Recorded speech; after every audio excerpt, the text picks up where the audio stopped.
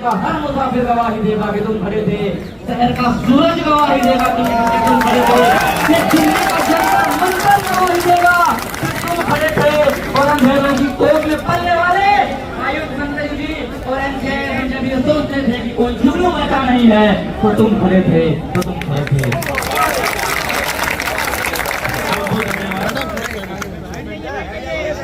सबसे पहले तो मैं आपके जो छात्र हैं इसके साथ मेरी तबियत खराब थी, उसके बावजूद मैंने जब देखी वीडियो तो मेरे अंदर दोबारा से ऊर्जा आ गई। मुझे आयुष के साथ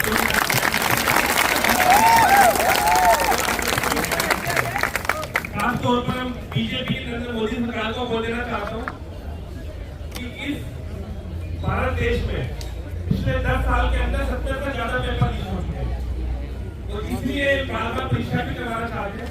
जैसे जो आपकी समस्या है कि 2021 के बैच वाले जो इसके छात्र थे, पहले तो बच्चा नीट का पेपर देता है। नीट का पेपर अपने आप में वो बहुत ज्यादा सेंसिटिव पेपर होता है, कठिन पेपर होता है। उसके बाद मैं बोलता हूँ पहली बार देखने को मिल रहा है कि छात्र पहले नीट का पेपर दें, फिर उसके बाद वो अपना कोर्स पूरा करें, कोर्स की परीक्षाएं दें, फिर कोर्स की परीक्षा देने के बाद एक और एग्जाम का बैरियर लगाकर उनके कैरियर के साथ उनके सपनों को तोड़ने का काम इस सरकार ने करा है। दूसरी बात आपको विचार करना चाहता हूँ, आज तो भी हम जंतर मंतर पे आप लोग बैठे हैं, अब यह आंदोलन जारी रहेगा। बार बार हम सरकार में बात बोलते रहेंगे। पार्लियामेंट सेशन अभी शुरू होने जा रहा है। अब अपने जो सांसद से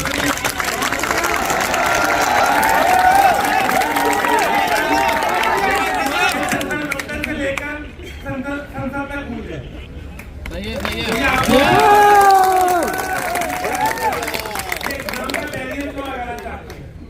पता लगेगा अगली बार जो एग्जाम होगा उस एग्जाम में भी धांधली पाई जाएगी।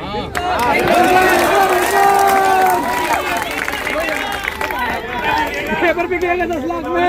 जो क्वेश्चन पेपर आपका प्रिपेयर करा गया, जो एग्जिट एग्जाम का क्वेश्चन पेपर प्रिपेयर करा गया, वो खुलेआम दिल्ली, गुजरात, अहमदाबाद, बिहार में भेजा जाएगा। एग्जाम बच्चों के भविष्य को बनाने के लिए नहीं, बच्चों के भविष्य को बर्बाद करने के लिए बनाया गया। ये विश्वास भी दिलाता हूँ कि जंतर मंतर पर आज ये पहला प्रदर्शन है। ये प्रदर्शन हम जारी भी रखेंगे, और साथ के साथ से पहले प्रदर्शन हुए पूरी एनएसयूआई परिवार, पूरी कांग्रेस पार्टी, राहुल गांधी जी और हमारे देश के तमाम जो इंडिया ब्लॉक के लीडर्स हैं, हमने एक खत के माध्यम से आपकी बात पहुंचा दी है उनके पास। हमें उम्मीद भी है कि हमारे कुछ सांसद जो आने वाले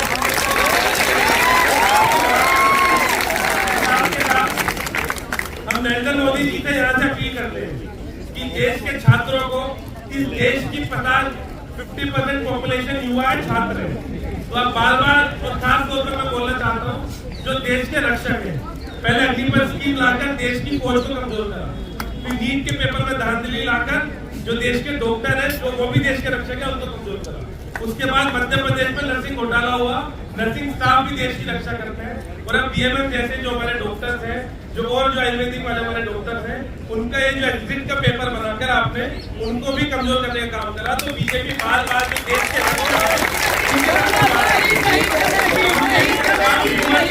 जिम्मेदारी है कि जो देश के रक्षकों के खिलाफ है हम उनके खिलाफ।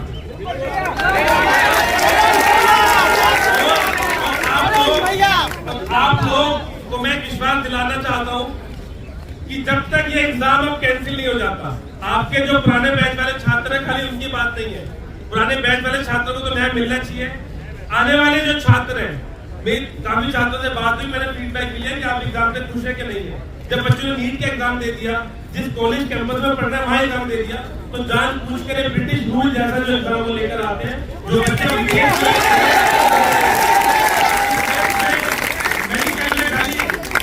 एग्जिट एग्जाम होता है, जो विदेश से मेडिकल करके आता है, विदेश से करने वालों के लिए एग्जाम रखा गया। ऐसा करें तो ऐसा क्या प्रेशर है कि जो विदेश वाले बच्चों का एग्जाम था वो यहाँ पे पढ़ने वाले छात्रों का आपने एग्जिट एग्जाम लगा दिया। या तो आपको नीट पर शक है,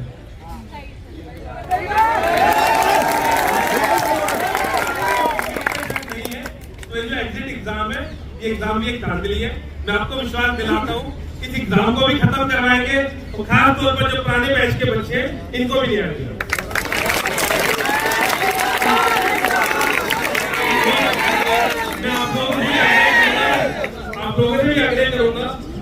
हम सब इकट्ठे हो गए, इस आंदोलन को और बड़ा बनाएंगे।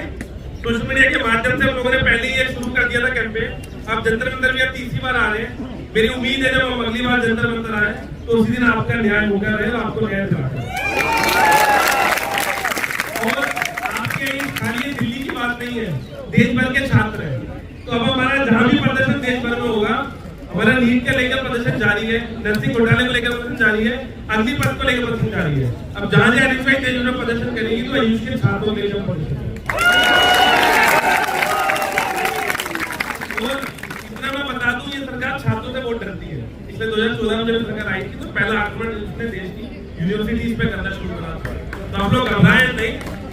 आज जब आप लोग इकट्ठे हुए तो हल्की सी सुनसुनाहट तो मुझे लगता है बीजेपी दफ्तर तक पहुंच गई होगी, इसलिए इतनी पुलिस भी लगा दी है। इस तरीके से कि जंतर मंतर में भी मुझे पता लगा पुलिस ने आपको अल्टीमेटम दिया कि सिर्फ 1 बजे तक आप प्रोटेस्ट कर सकते हैं।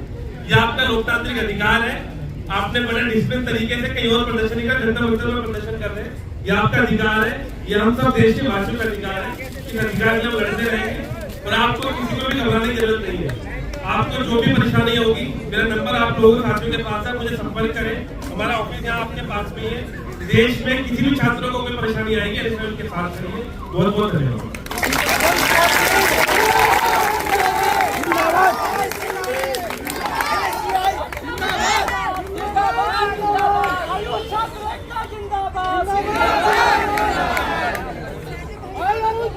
जिंदाबाद।